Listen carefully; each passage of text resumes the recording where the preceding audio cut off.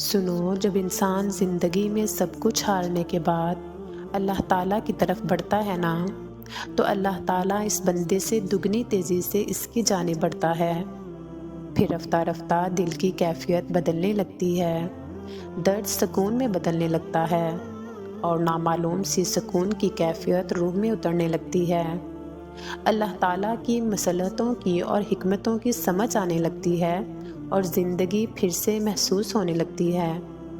پھر اس بندے کے لیے عرش سجایا جاتا ہے، صبر کے صلے کا تحفہ تیار کروایا جاتا ہے۔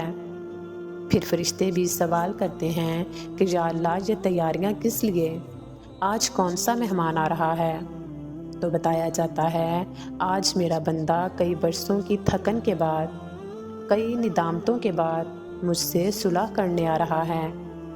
پھر وہ اپنے بندے کا انتظار کرتا ہے۔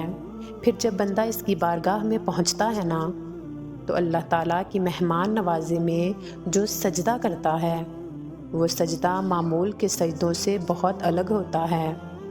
نم آنکھیں اور سسکتے ہونٹ اس سکون کا منظر بیان کر رہے ہوتے ہیں، جس کے بعد کبھی غم نہیں آتا۔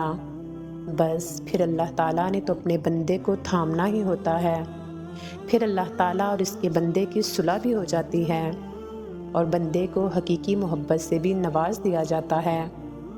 وہ تمہاری ہر دعا، ہر فریاد سنتا ہے، چاہے وہ الفاظ سے خالی ہو، چاہے وہ زبان سے بیان کی گئی ہو، اور چاہے وہ التجا اذیت کے آخری مقام پر پہنچ کر تمہارے آنسوؤں نے کی ہو۔ اس کا تمہاری دعا سے ایک پکار کا بھی فاصلہ نہیں۔ اللہ رب العزت تو رہتا ہی تمہارے دل میں ہے، تو پھر کیوں سوچتے ہو کہ اس نے تمہیں سنا ہی نہیں؟ بتاؤ بھلا، دل کے معاملات دل بنانے والے سے بہتر اور کون جان سکتا ہے؟ یاد رکھو کہ ٹوٹے ہوئے دل سے نکلی ہوئی دعا سیدھے عرش عظیم پر پہنچ جاتی ہے، اور دعا کے دوران تمہاری آنکھوں کا آنسوؤں سے بھر جانا ہی اس کی سب سے بڑی قبولیت کی دلیل ہے، کیونکہ وہ دعا صبر کی انتہا کو پہنچ کر مانگی جاتی ہے، اور صبر کی انتہا کے بعد اکثر معجزے ہو جایا کرتے ہیں۔ اب ناممکن سے ممکن تک ہر چیز اب تمہارے ہاتھوں کے اٹھنے پر ہی رکی ہے۔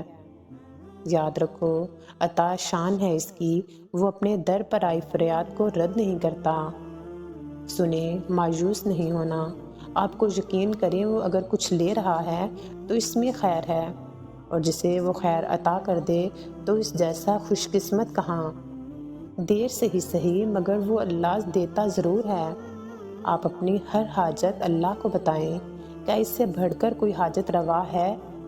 اپنی مشکلوں کا بوجھ اتار کر اس کے در پر اس کے حوالے کر دیں، کیا اس جیسا کوئی مشکل کشا ہے؟